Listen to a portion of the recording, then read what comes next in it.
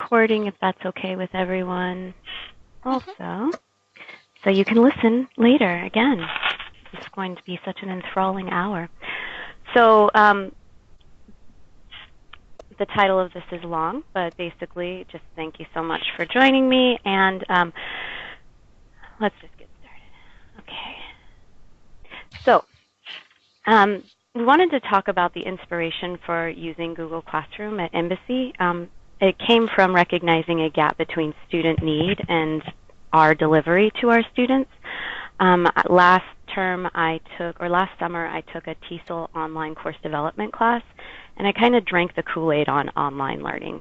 Initially it was just a way to kind of one day work from home, and I realized the use in implementing online or blended classes.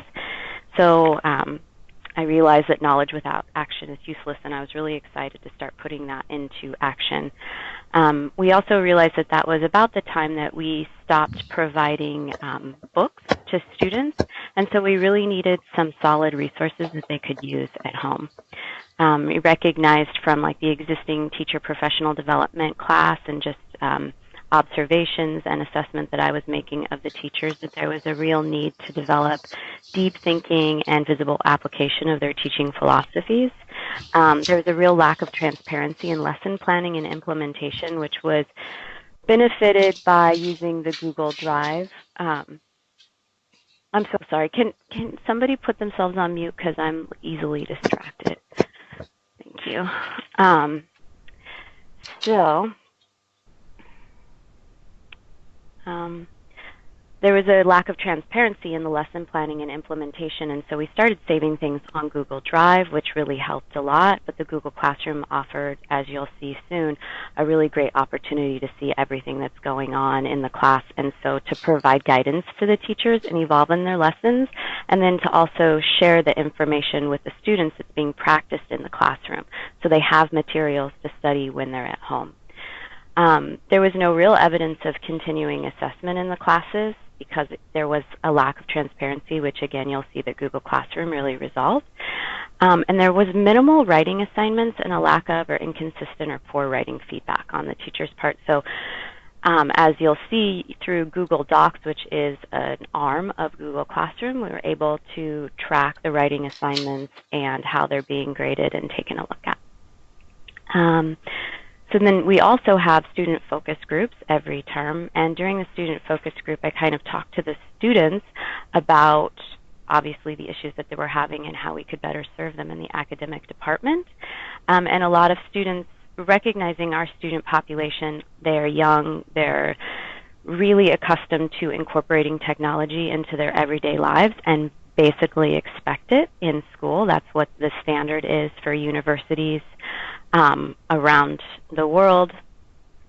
And so they often mentioned their learning management platforms that they were using in their universities and how they were accustomed to that type of learning, and it facilitated their learning and study at home. The answer to solve all of these problems was implementing Google Classroom in our school. And why Google Classroom? When I was in the online course developing my own class, I reviewed many learning management systems, and Google Classroom was really easy to use. It fit here because we were already using the Google Drive, Google Docs, spreadsheets, so the teachers already had a brief introduction to the formatting. There's limitless resources online on how to use it in video, in every learning format that you could imagine. And it's free, which is always good. So how are we using it? The application. So we know that technology has to support learning and teaching goals. You can't just implement technology into the classroom and say, there, we're done, technology for technology's sake. So it needs to really do what we want it to do. And what I wanted it to do was give me a baseline assessment of student and teachers' knowledge base, experience, and production so that we could identify their needs moving forward. And so the thing that initially was just amazing about implementing it here is that it created a really great transparency. So the teachers could see what was going on with the students. I could see what was happening with the teachers, how they were responding, assigning homework, who was doing the homework, who was not doing the homework, and could take care of a lot of issues that we had before. And so my teaching and learning philosophy is about empowering students, continually learning and providing tools and space for learning to happen, and then just letting it happen. So I saw Google Classroom as an opportunity to allow learning and growing and development of students and teachers to happen. I just provided them with a few guidelines on how we were going to roll it out, so then we could assess their development over time and easily see it. Transparency was really the key here because you can see everything. So when I rolled it out, I shared with teachers just a quick summer rollout. So there were a few things based on the academic focus group and just what was going on in our school that we needed. I sent teachers out an email and just let them know what we were going to do. The summer rollout, as it was termed, was that we would all have Gmail accounts. We would be using Google Classroom. There would be an idiom of the day every day, and my passion really, I have a passion for teaching and also for writing, and that's what my graduate studies were in, and I was upset that there wasn't enough writing in the classroom, and actually got a lot of feedback from students that there wasn't enough writing and that they weren't receiving feedback. And then the bits of feedback that I saw and the processes in which writing was being assigned seemed very inefficient, and the feedback was not really in-depth or useful. So I had tried rolling out Google Docs as a way to assign all writing assignments, because it's really easy, as you'll be able to see if you haven't used it before, for an instructor to provide useful feedback directly to the student immediately without emailing back and forth or losing pieces of paper. And it also allowed me as an academic manager to track what was being done and the feedback that was provided. So basically, to roll it out, we started a Gmail account for each teacher. It's just their first name, embassyenglish@gmail.com. We shared all of the important information in the drive that we had already been using, and I created a classroom for every single class. And in each class, this is like the how-to of creating it. This is an old format from an old classroom, but basically we started topics for each class based on the week of the class, so that teachers could give assignments to the students each unit, and the student could just go into that unit and see all of the work that was assigned, and also the slides that the teacher used in class, so they can review, which is really useful, not having books. They have all of the information that was reviewed in class. They have all of their assignments, all of their writing, so if a student is absent a day, they still can catch up on what was learned in the class, and they still have an opportunity to turn in their work. So it's really useful, transparency, and it replaces the books that we don't have. Okay, so let's see. So let's talk about it a little bit here. All right, multiple screens. So something that has been really useful in the Google Classroom is the professional development.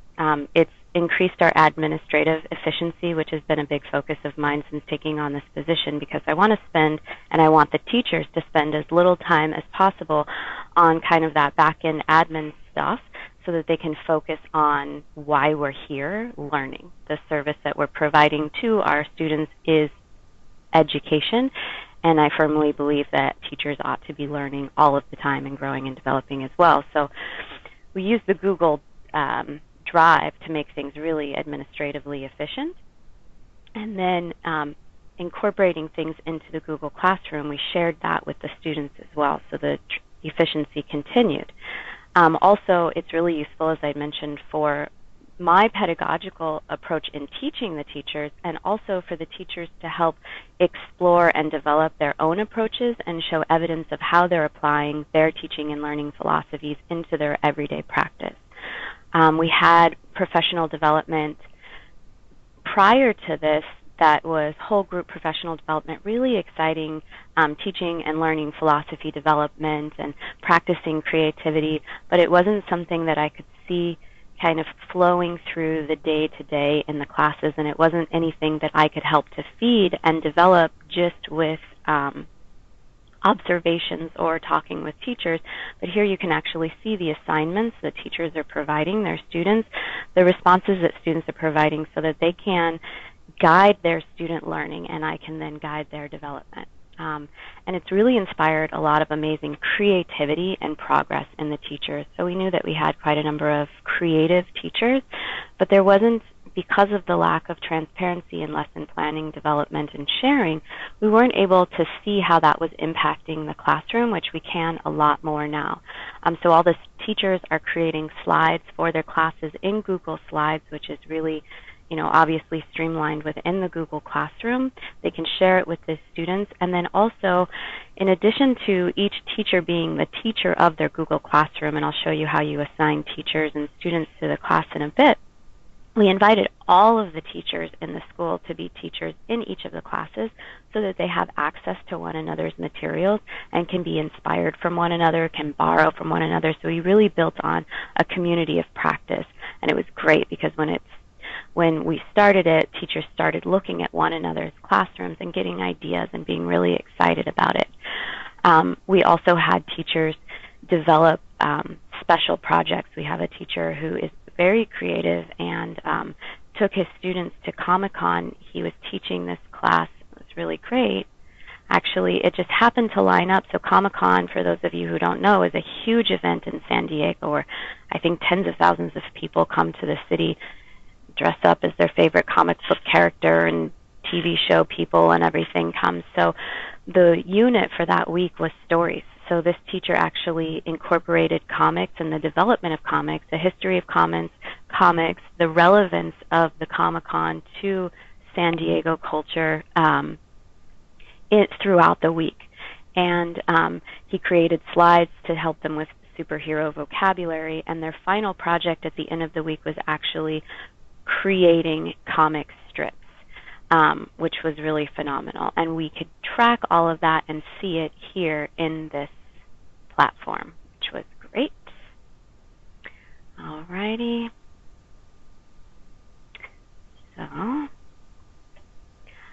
So now I'm just going to show you kind of how Google Classroom is currently being used at Embassy San Diego.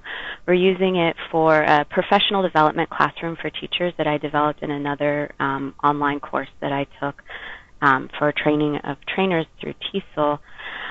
And basically when I created this Google Classroom, I updated all of the professional development that I had led throughout my time as the academic manager here.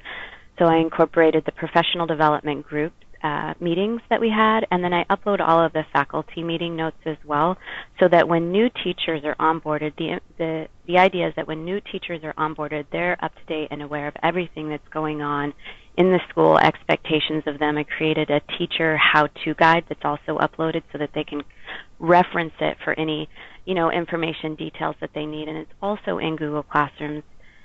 It's uploaded into this Google Classroom, and it's a Google Doc, which is really nice because they can just Control F and find anything that they need. So again, they're really being empowered with the information that they need to succeed and apply in their classroom. And so everything that we've done is here, so they can just go back and say, for example, the teaching philosophy professional development class that we had, they can go back and review the slides. And in most of these slides, there's resources for them to continue to research and to think about, and just kind of introducing them to basic concepts of teaching if they want to continue with their practice, which has been really useful. And let's see, I kind of want to move, so the next slide, whatever, it's okay. The next slide is about the future, but I'm just going to tell you now that the future of this professional development class is that rather than sending out emails as I've done in the past with new initiatives that we're going to be taking on at the school, like creating Google Classrooms and entering information into Google Classrooms, or for all school activities, which I'll talk about in a bit, I'm creating assignments for the teachers within the Google Classroom, which is a really great way for me to track their professional development, and it really helps in terms of year-end reviews, because we're basically creating a portfolio for the teachers so that when it comes time for their year-end reviews, we can track all of their successes and we can make a real plan for development for the future year. So in addition to that, that Google Classroom, we are also using it for our writing club, so we can track writing assignments through the writing club and the teachers can easily assess it. And then an activities classroom. So we have trips that all of you do, where once a month we'll do a zoo trip or take the students to a museum. And we started creating lesson plans within that activities classroom that all students belong to, so that when they go to the museum, they have learning resources to prepare them for the museum trip, and then an assignment that they can turn in to get attendance credit for attending the activity. I won't go through those, but then we're also using them for the core classes, which is really useful. So the format's changed just a little bit. So currently, when we're developing a core class, as I mentioned, we create all of the topics. Now they're under this classwork tab in the Google Classroom, and they're just separated by the weeks. And we've also added course materials to each of the classes. So the course materials that will be accessible to all students at all times are the lesson records, so that they can see the plan for each week and its complete visibility, the teacher's plan, and what was accomplished each day. They can also have grading rubrics, so that was something that I guess I won't go into the obvious need for grading rubrics, so that we recognized that there wasn't a lot of rubric usage in the classroom. So in order to kind of set a standard, that's been incorporated into the course materials, the syllabus for the class, an academic integrity policy and quick quiz that I created in this Google Classroom that I started in my class.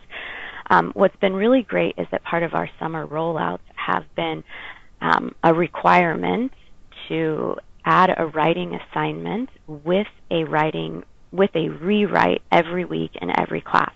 So now every teacher assigns one writing assignment using Google Documents to their students. The students turn it in, and then there is a time for a rewrite and resubmittal for a final project, because again, this is something that I was trying to emphasize for quite a long time, but I wasn't getting a lot of teacher buy-in, and because there was no transparency, I couldn't see if it was in fact happening, and now I can. Teachers are assigning the writing, and I'm just going to show you how, So anyways, we'll go over the writing and how it's assigned and how you can kind of track and manage it. But we saw, because we started assigning more a writing, that there was a real need for students to get some information on plagiarism and, what's acceptable and what isn't in terms of turning in writing. So I want to show you what's really great here. There's a few. Okay. Sorry about that. Getting off track a little bit. So when you assign a writing assignment, I'm just going to show you what it looks like on the teacher end. After a student has turned in a writing assignment, the teacher can view their writing and they can provide comments. And this is one of the things that I think has been most useful in terms of the professional development of the teachers and raising the standards of our school, because now we know that writing is being assigned, and I can view the assessment and the feedback that teachers are providing and help to guide them from just editing work to providing useful feedback to guide student development to eventually, guiding questions to develop the writing so that we can move forward toward more academic style writing, creative writing, and use of language. Alrighty. So I can see here that the student turned it in. I see the assignment, and then I see the feedback that the teacher has provided, and the teacher can provide a grade. So how do you assign a writing assignment in Google Classroom? Let's take a look. Let's go to one of the existing classes. So we have the classwork, which all of the topics are under. And so what the teacher does if they want to create an assignment, you have the choice to create an assignment, question, material, or a topic. So we created all of the topics for the teachers when we started the classroom. And now all they have to do is add assignments or materials. So when you create an assignment, you can see the class. You can choose who to assign it to, which is going to be really useful when I start using it, for example, for the individualized professional development for the teachers, because we can recognize the specific needs of the students or the teachers and just assign those who would benefit from the assignment. So it's right now assigned to all students, but if this teacher wanted to create an assignment just for, say, a couple that needed extra writing practice, they could.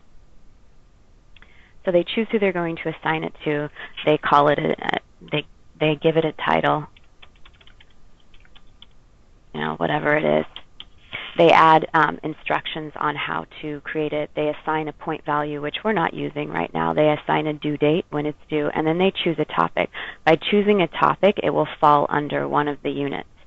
And then when you create your assignment, you can add an attachment from your computer or Google Drive.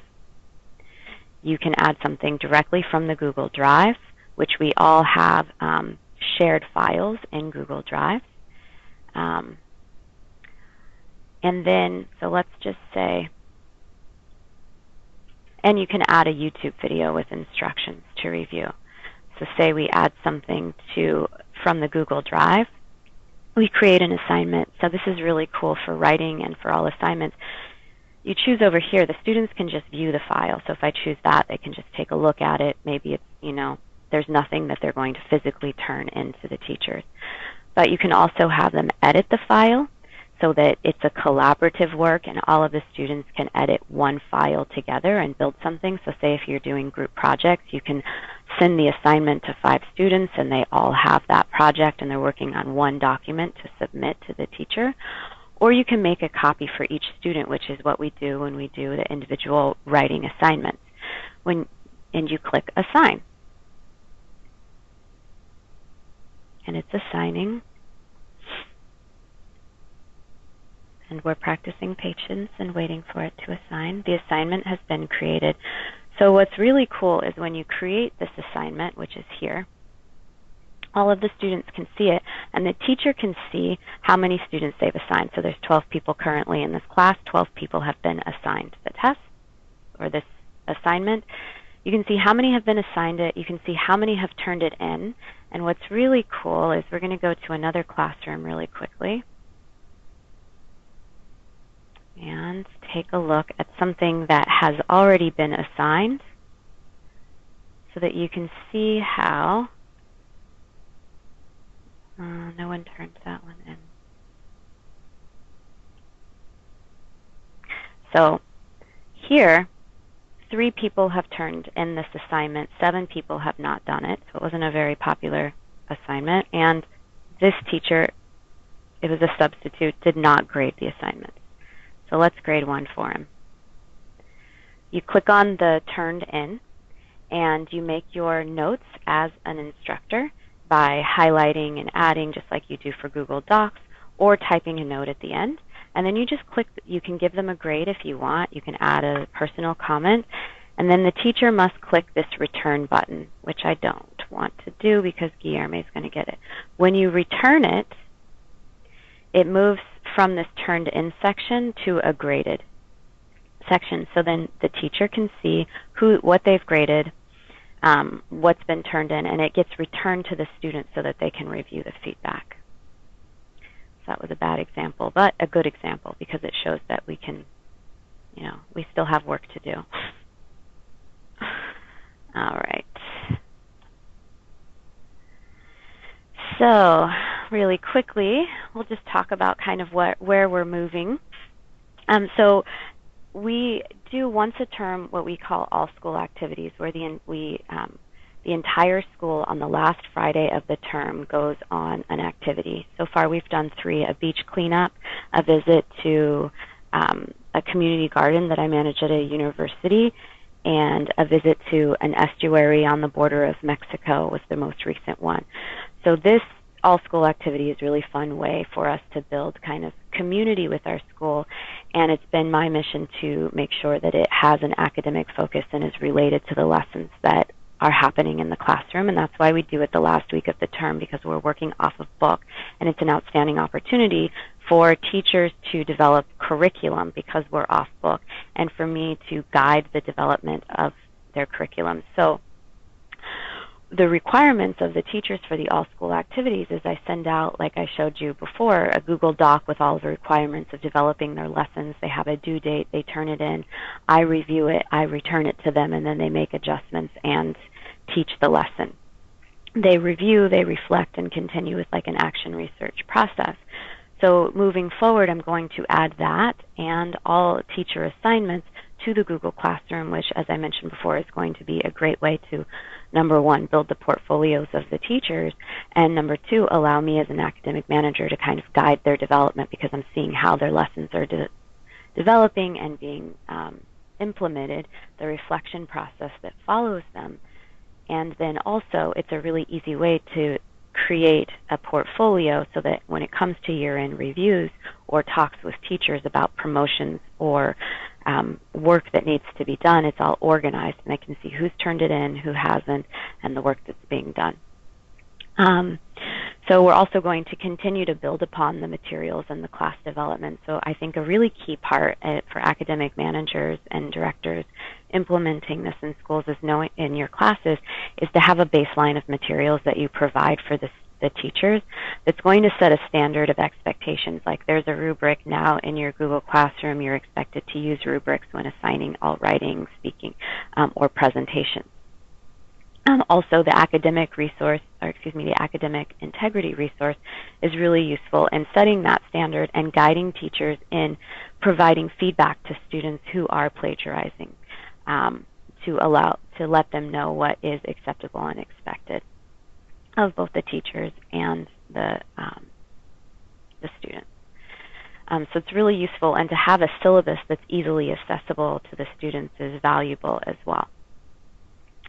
So then it's really cool, actually, building upon the classes, is that we currently are using the Google Classroom and have been for the last 2 terms for every single core and elective class.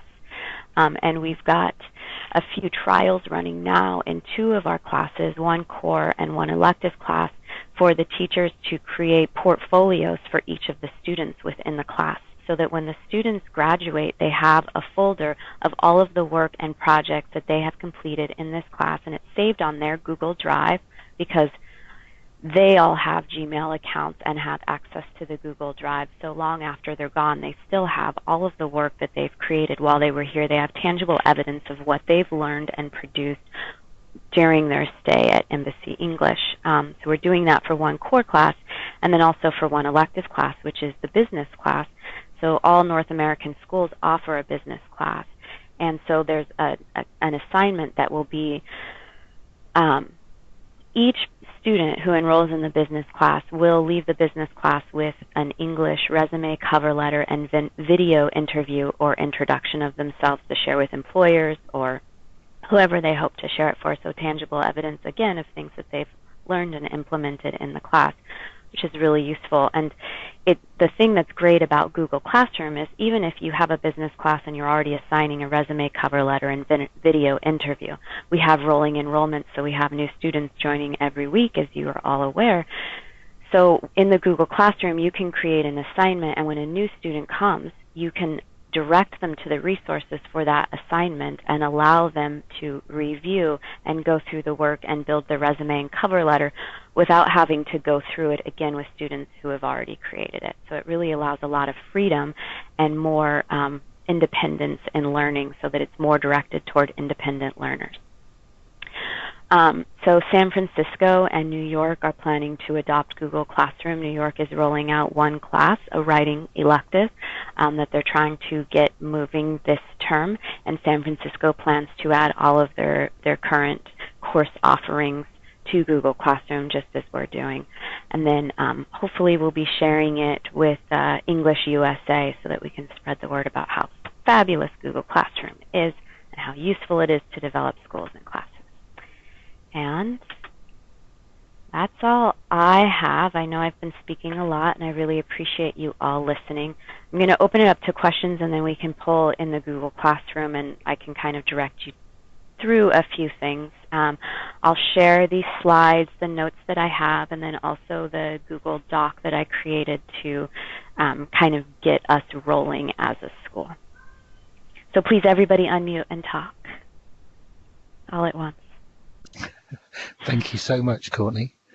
Quick question about you said rolling enrollment, and you've got students assigned to the classes. Mm-hmm. How are you monitoring getting the old students off? We're not getting the old students off. It's like something extra that they get. So you're leaving it for all the alumni to still have access to? Yes. Courtney, how do you handle those students who might change level or change class? A good question. So they're just added to the new class, and adding a student to a class is really simple. If you go to People, and you can add teachers by clicking on this here, Invite, and then you just type the email address. And you can add students by clicking on this button and having them type in their email address. Mm-hmm. Or what's even easier, and what I tell the teachers to do, is there's a class code. So we have this class code in each of the classrooms. We have like a sheet with the codes, and so you just tell the students, add that class code, and you're immediately added to the class. If a student changes, say, from elementary to pre-intermediate, are they then removed from elementary, so they're not given materials that are not relevant to their current course? No, and I would argue that any of the materials are relevant, and they can just choose to look at them or not look at them, because everything is saved on a drive, so they could just choose to look at this class. If they wanted to, they could remove themselves from a class if they wanted to, but I haven't had any students want to do that yet. Would that not fudge your numbers for what assignments are being submitted? It would, yes. Mm-hmm. Okay. Do students need a Gmail account, Courtney? They do, and that's part of the rollout, is that we have all students create a Gmail account. And you created all the classes, the frameworks, didn't you, Courtney? Yes. Mm-hmm. How long did that take you to set up? I don't know. I did it within a week, and I was working around the clock. And actually, I had William helping me this term, and it was, I would say maybe 8 hours. Is this a topic of conversation in staff meetings? Is this something that's regularly brought up? Absolutely. In what way? So after the rollout, the first faculty meeting that we had afterward was basically bring your feedback about what works, what doesn't work, what you like, what you don't like, advice that you have for other teachers, and going through, because there was some confusion about, well, how do I grade a student's work? How do I submit it? And so just kind of talking through little things that teachers have found. So like just a group discussion on how we can improve and be more efficient together. Are you recording the journey you're going through? Yes, and so whenever we have a faculty meeting, I'll either create slides or notes. And so I believe I uploaded them onto the professional development classroom, so that there's the faculty meeting notes.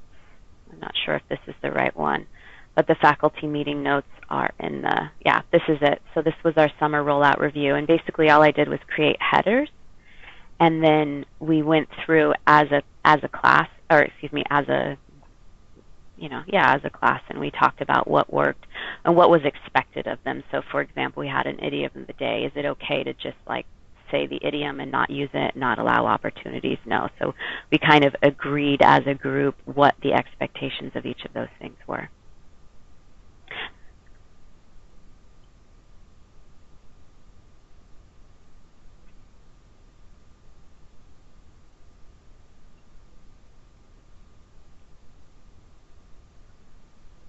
Any other questions, guys? I have one. Oh, but go I'm on, not sure. Charlotte. Go for it. I'm not sure if it's particularly relevant right now, but these students, when they give in their assignments, are receiving grades. How is that picked up and linked into their assessments on MEE? It isn't. So right now, having just rolled it out, it's getting the teachers and the students used to creating the assignments and looking at it, so it's not connected to me. Mm-hmm. But they can, the teachers themselves can review the assignments and the grades, and so hopefully it's giving them more tangible support for the grades that they enter in me. And I think what could be nice is, if they're handing in courseworks, is that's then reflected in the grading for courseworks. Well, of course, absolutely. Yeah. And so the idea is that the teachers would be, taking a look at the coursework that's been turned in, and that would be informing the grades that they enter in My Embassy English. My last question before you, Mike, is would you be happy to share your rubrics? Of course, absolutely. It'd be interesting to see what they look like. And I will share them with the note that they were created by a teacher, and I think that they need a lot of work in terms of like depth requirements. So they're really basic, and they're based off of he created them based off of the My Embassy English standards, and he created a format that was connected to the My Embassy English grading for the progress test. So I will absolutely share them, but they need improvement. So sure, judge us thanks. by them. No, it's just an example. A baseline. and if you take them and make improvements, please share back. Sure. Yeah, absolutely. Thank you. No problem. I was just going to ask, is there any clunkiness because the focus is on writing and it's not covering all aspects of their study in that class?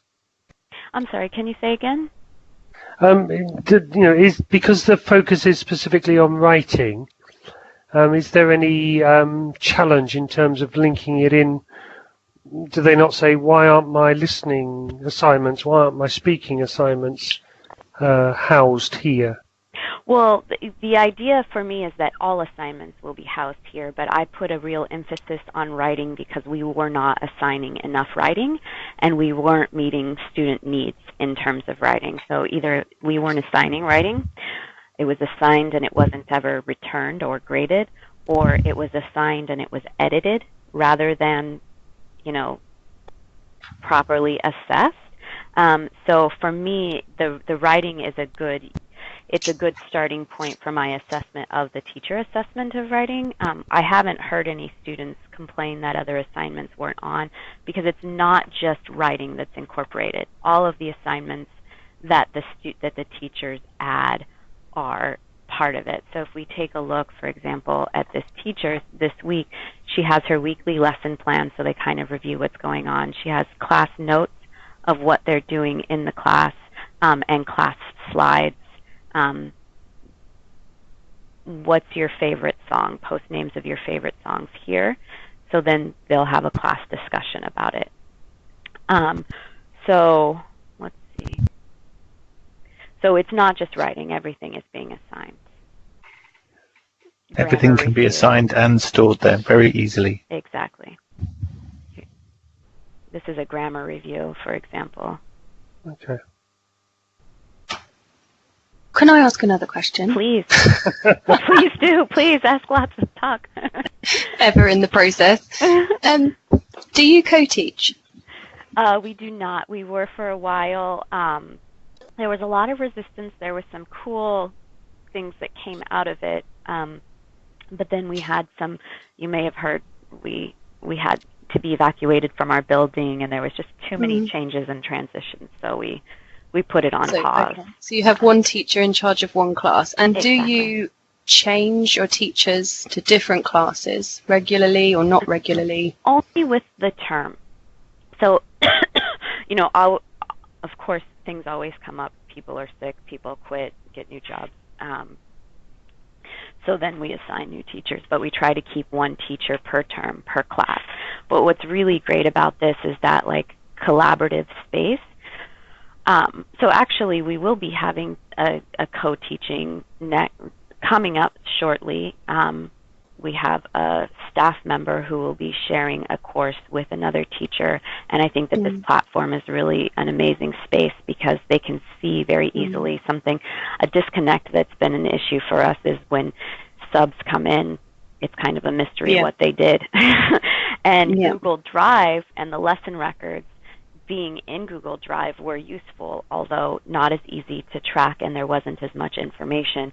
The idea here is that once we're using this system to its fullest capacity, then there's such transparency between teachers. And I tell teachers this, I want to be able to look at your Google Classroom and know everything you did, and I want to be able to look at your plans that you made for tomorrow and go to the class and teach it with, it's just very clear.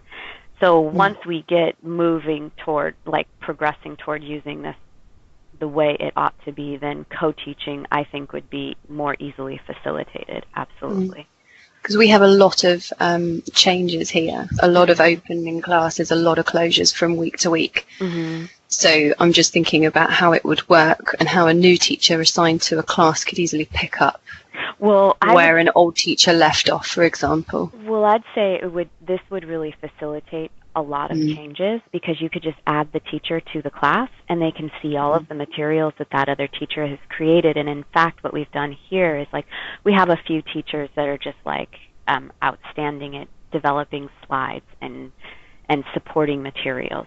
So we have 2 teachers teaching the upper intermediate class, for example, and the upper intermediate class, that teacher was someone who just really excelled at taking over the Google Classroom.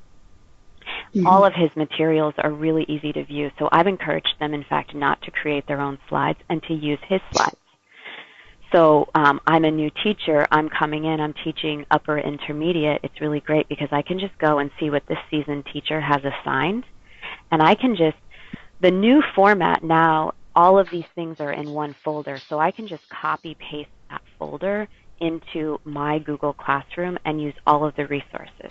So if I wanted to, I could use everything that he's done, or I could build off of what he's done, which really allows for deeper learning and better teaching practice if we have a foundation to start with and then build upon. So I think the answer is that this would be a great idea for you if you have teachers changing often, because they can easily see one another's work and they can easily, all you do is just here, all of the teachers are added as teachers in the classroom. So if Chris quits tomorrow and I need Jenny to take his class, she's already in the class.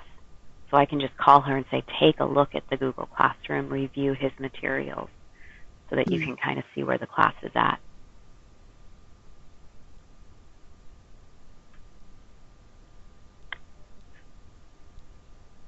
All right.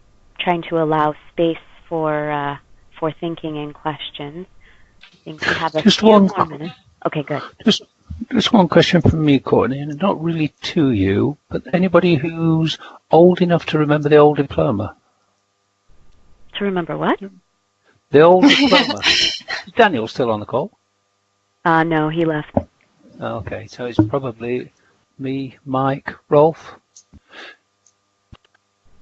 The way I look at this, this is, if you like, the individualized teacher approach to Absolutely. What we did with the cutting edge stuff in Moodle before My English was ever envisaged. Oh, and I'd right? say that this is a lot, Google Classroom is a lot more intuitive and user-friendly than Moodle. That's why I chose it. 500%. Yeah, that's not what I meant, though, and I take your point entirely. What I mean is, am I right in my conceptualizing it? That whereas we had this preset version, the sort that of was put together. type. Yeah, This has a lot of advantages, that the communication that happens between the students and the teacher is both multi-channel and instant. So This doesn't have live chat functions, does it? Mm, Does Google Classroom have live chat functions? It doesn't, does it? It's No, just you document sharing, You can do a which kind of live chat. Edmodo does. Well, you can live chat on Google, if you have the Gmail. So I'm not sure to what ends using it, but they be interesting to see. They both have Gmail accounts, so they could easily chat. Have you used Edmodo, Courtney?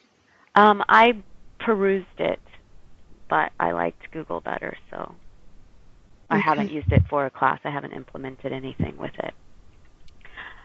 It felt, when I took the online teaching course, there were other teachers in the course, and some had chosen Edmodo, and so I was a student in it. And again, this just seemed to be a lot more user-friendly.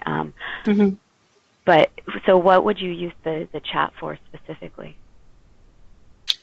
Oh, I used to use Edmodo, so that would be my experience. I've not used Google Classroom very much. But just for students to write in, ask questions, sometimes for clarification, sometimes setting up group topic discussions, collaboration with other students, that kind of thing. Absolutely do all of those things in Google Classroom through the assignments, or it's kind of like how I explained it to the teachers is like it's sort of like Facebook. Like the students can also post things here. The thing is that the responsibility of the teacher is to organize how those discussions happen. So for they could do a collaborative Google Doc, for example, to create a presentation, or they could do a collaborative Google presentation where they're all working on one together, and the teacher could just assign it to those 5 students, for example.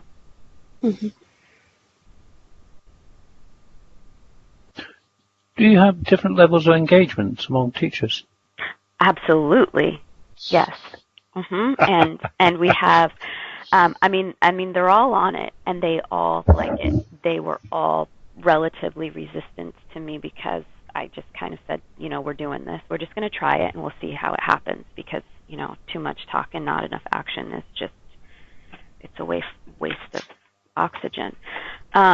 So we just kind of tried it out, and I wanted to see what they did, and they all kind of, they're all at different levels of creativity, different levels of tech savvy, but that's a great way that allowed me to really identify the areas for development in terms of technology incorporation. Some of the teachers flew with it, and what was amazing, and when those teachers flew with it, they inspired the other teachers, because I could say at meetings, hey guys, everyone take a look, and this is what I said, take a look at Chris's page. It's phenomenal. You know, look at what he's adding here. And then that gets more teacher buy-in, right, than just me saying this is a thing that we should do, everybody do it. But when people start to buy in and really thrive. So they're all on board, and all of their pages look a little bit differently because I set up pretty general guidelines in terms of so that they could discover the site themselves and find what worked for their teaching needs. And so basically I'm just kind of ironing out those, you know, the minimum requirements and expectations and letting them kind of go with it. And we'll build upon that and see what works, and then start to implement that more along the lines. But they all look different.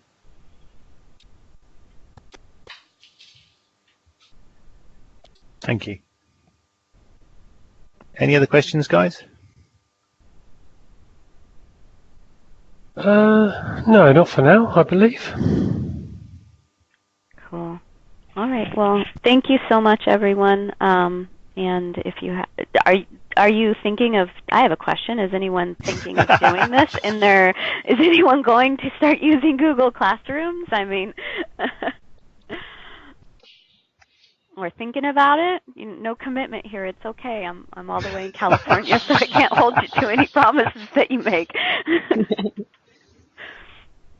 Well, you know, I've been doing it with the online teaching for the last few months. And I've done it before with Google Classroom in the first iteration it had. It's interesting to see what you're doing, and thank you very much. So I've been lucky, guys, that Courtney has added me as a teacher to all the classrooms, so I've been able to watch this for the last 8 weeks, 8-9 weeks. So watching those teachers who are very reticent start to increase and change what they're doing. I quite like the idea of it. I've done it before with Edmodo myself as a teacher. Here, I'd be interested to see ways we could use it, but I don't see it so much as a assignment setting classroom area, but perhaps more as a flipped classroom scenario, which could be interesting to explore. But yeah, food for thought. It begs an interesting question. Interesting question being, what these days do we need from a learning management system? Mm. And in a way, Google Classroom is a learning management system, but it's very different to the kind of already populated things that we see. And the question is, where's it going? I'm all full of questions. Well, Carry on after the question. My other question is, does this work on mobile devices? yes. Yes. And is it comfortable from a mobile phone? I would say that of all of the learning management systems, it's the best because it's Google, and they are not just an educational tool, so they are user-friendly, and the students are accustomed to it, and absolutely it's easy to I don't know if you find the same, Courtney, but a lot of our students are really bad in front of a desktop computer these days. Yeah, They don't know what to do with it. Yeah, you definitely don't need a computer. A lot of They're not the most IT literate, actually. Right, yeah. Some of them. And some of them are, demand computers for writing. We had one teacher so we have a mobile laptop station, and the classes are small enough that more than one class can use the laptop, so some of them do their writing assignments on the laptops. But most of them do it on their mobiles. Almost everybody does it on their phones. I think a tablet would be nice. I mean, I don't know. I guess I'm old compared to our generation, but I don't like looking at the phone. It's too small for me. But they do everything on their phones. 'Cause most of our students don't have computers, so everything is on their phones. Mm-hmm. Yeah. So it's quite amazing. Most students don't have computers anymore. They just have phones. Yeah. And I think, Vic, when you said what do we need from the learning management system, I think the number one thing is that we need resources for students to access, because there was a big uproar about not having your own books. Well, you don't need books if your assignments are generated on a Google Classroom, and you don't need books if the slides that you review in your class and the notes that are taken by the teacher in the class are on Google Classroom. I think that a thing that we need is, and that it provides, is great transparency, so that we can really develop like a collaborative learning environment for the teachers and for the students, because teachers are getting ideas from each other. They can see, I would say ease of use is really high up there. It has to be something that's easy to use, because there's a reticence to kind of take it on. And what we're looking for and moving toward here is developing portfolios and evidence of learning for the students and the teachers. And I think it was Charlotte that said, she would like to use it as a flipped classroom model. Absolutely. Eventually, this could be something that was done. Like, I feel like the sky's the limit with this, and that the biggest, I'm not sure what your individual situations are, but the biggest hurdle, in my opinion, we've already overcome, because that's actually getting the teachers to do it. Because now we can see what the teachers need, what the students need, and we can start to work on those. So we have years of, like, there's limitless possibilities, and we can just apply all of our, all of the development, and we can track it through these learning management systems. So, when you say resources, are there resources for teachers or students as classes to use, or are they for students to do themselves? What do you mean? Well, I mean that when when I said resources, I was talking about, we had a lot of people very unhappy that we didn't have books. Since Google Classroom has come out, I haven't really heard people complain about that, because everything that they need is here. So they don't have to carry a book. They don't have to write in a book. They turn in a writing assignment here. They see all of the slides that the teacher has discussed, and they have resources to go and check out more information. So it's not just resources that are available on My Embassy English, which are really useful, but it's actually resources that their teacher has directed towards them. So the teacher can put the links that exist on My Embassy English in the individual page as they relate to the students. So they can say, hey, now it's introducing the students to those resources that are available to them and directing them to the right one, so that they're not just kind of blindly choosing what they review. So, I mean, that's what I mean, resources for the students and for the teachers in the professional development, and then also resources for one another. So I subbed this class, and we had a writing assignment, and they thought that the writing assignment was too difficult, and they weren't quite sure what to do with it. And so I added a critical thinking cheat sheet to guide their question asking, and brainstorming strategies on how to write, and then, you know, a link to Purdue OWL, it took me like 2 minutes to add all of those things to this classroom so that the students could access it. And then I immediately told the teachers, hey, this is what I did in a situation where students didn't know what to write and weren't doing the writing assignment. Because for us, writing assignments are something that, you know, sometimes the students just don't do them, and often it's because they need more guidance. So here are resources for the students and also for the teachers, because the teachers can look here too. Yeah, I'm on the phone, sorry. Does that answer? Yep. Oh, good. All right. Okay, thanks ever so much, Courtney. All right, thank you all. Have a beautiful evening. And Thanks very much, Courtney. Thank you. And Thank you. Bye. Thanks. And I'm here if you have questions or want to discuss further at any time. Have a great day. Lovely. Bye. Cheers. Thank Bye you. now. Bye.